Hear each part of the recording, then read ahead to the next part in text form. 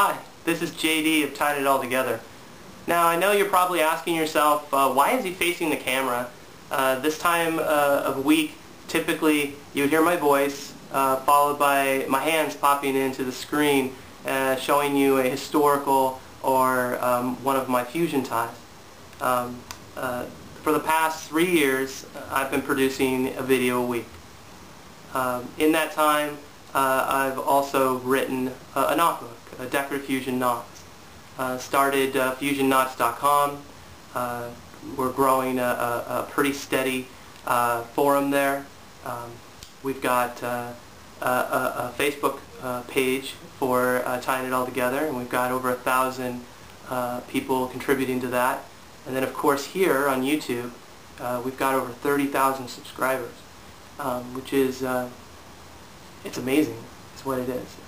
I've just been overwhelmed by the support that Fusion Knots have received over the past 3 years, and I thank you for that. At the same time, I feel like you're part of our community. As I've said to others, if our community had a shape, it would be a circle.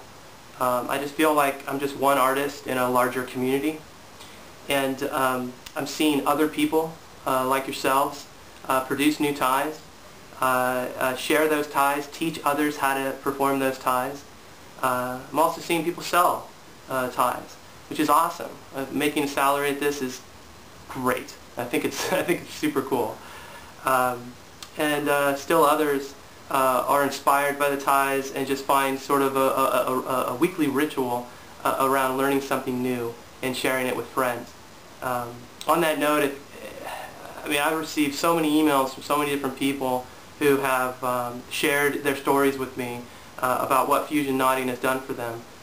Everything from just improving their self-esteem to bringing them out of depressions, where they started sharing art and creativity with family and friends, giving them gifts of bracelets, necklaces, baskets, things that we've created here. And that's pretty amazing, and I'm very, very, very glad to hear that. And I feel like it's just one more blessing that has come out of all this. At the same time, I think people are starting to get that knotting is no longer a finite field of study. I think that studying historical knots is important, and definitely the foundation of what everyone should be acquiring before they sort of branch off. But ultimately, fusion knotting is about the future, and it's about creativity and expansive thinking, about tying without limitations. It's like painting paintings. You sort of paint a painting, you're inspired, you create something, and a few weeks later you are inspired and you create something new. And you just keep doing that. You keep moving forward like that as an art form. And I feel like you're all with me on that and moving forward in a similar way. And it's pretty cool. That said, in between the videos over the last 3 years and the knot book, I've also written a few novels. Second novel, Disturbingly Normal, came out in 2010, and then more recently, Park Days, coming out later this year. On top of all of that, I have a day job. I work as a contractor.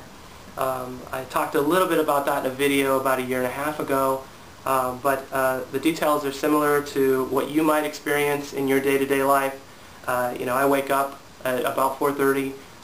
You may not wake up that early, but I'm a contractor, so I've got to be at the job site usually around 6, if not earlier. And my days are about 10 to 12 hours long. The ritual that I'm in on a regular schedule is I work my days, I get back home, check in with my fiance, Kristen, and have like a bowl of soup, and I get to work. Usually I'm practicing a tie that I've decided will be the video that week. That tie, I'll try to hone it so that my shooting is fairly skillful, and then I'll have to do a lot of reshoots. I also block out the shots that are going to go into the video. So I sketch out how I'm going to teach it, how I'm going to structure it, what the various blocks are going to be called. From there, I basically plan for the weekend. Once Saturday rolls around, I typically shoot on that day, set up all my all my production equipment, to check my lighting, make sure everything works, make sure everything's clear. I actually did a video showing you the behind the scenes of that portion of the production process. I hope you found that interesting. And I hope you find it inspiring too. I did that not just to show you what I do, but I was trying to show you what you could do. Because a lot of you, again, are discovering your own ties, and I want you to share them with people. It's really important. If we're going to really grow as a community, we all need to share what we know. But the shooting for me takes about 4 to 5 hours, depending on the tie and the complexity of the tie. I usually rest a little bit after that. I probably mostly will do production on Sunday because I want to spend some time with my family too. So go out, have dinner, what have you, go for a walk, do the stuff you do on weekends. So I'll get back to it on Sunday. Usually before people wake up, I'll start working on it, and that can take another 4 to 5 hours post-production.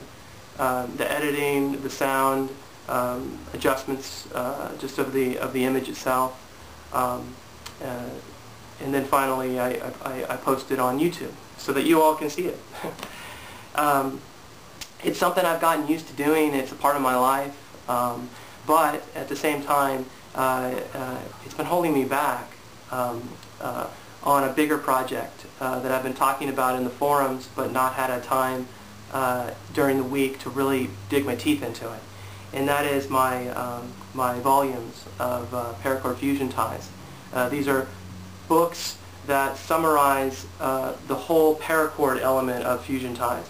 The first book focused, as you know, mostly on knots. There was a chapter on fusion ties, paracord ties. But it was a fairly modest one because, frankly, at the time that the book came out, that was pretty much the major those are the major ties that people were tying. I hadn't really dove into paracord tying when I produced that first book, but after its publication, I started toying around with paracord and started discovering everything that most of you are watching these days. And so the volumes will summarize a lot of that and more. I've got literally hundreds of ties I have not shown you, families of ties that are massively expansive. One of those families, the Endless Falls, for example, I've been sharing with you and showing you sort of the diverse types of ties that branch off of it, and the versatility of that particular knot family or tie family. I don't know how you want to phrase it, but it's ties like that that I'll be showing. Stuff that's new and expansive and sort of not really been seen before. But I need time to get to it. And so that leads me to the subject of this video. And the reason why I'm facing the camera for the first time ever is to tell you that I'm no longer going to be doing, at least for a short period of time, weekly videos. My videos are going to be monthly, starting last week. So the next video that you will see, an instructional video, will be early November, and then December and so forth. This won't be a permanent change. I want to put the first volume of paracord fusion ties out, and then while people are sort of reviewing my work, Kristen and I work really close together. She'll be, she usually copy edits and checks my spelling and makes sure that everything is understandable. She even goes through every single tie and ties it. She's not, she's becoming one though. She might not be the best person to do this for this book, but she originally was was kind of a novice tyer. But by practicing a lot of what I do, she's actually becoming quite an expert herself. But we'll find that person who doesn't know a thing about knots, and I go, oh really? Here you go. Please indulge me with this. And when that person, the person who has no background necessarily in knot tying, can create these ties, I feel like, okay, we're ready to go. And that's a big deal for me because I don't want people to think that fusion knotting is, oh, that's for the advanced knotters. It is a new language. There is a different dynamic to it, different techniques that you might not be familiar with, because we're talking about innovation here. We're talking about, the future of tying. And so there's going to be something new. But and at first that's a little scary, I understand, but over time I hope that becomes exciting. And you create all these cool things, baskets and cups and necklaces and bracelets and balls and all sorts of, interesting things that you would never thought you could do with cord or rope. That's really what fusion knotting is sort of about.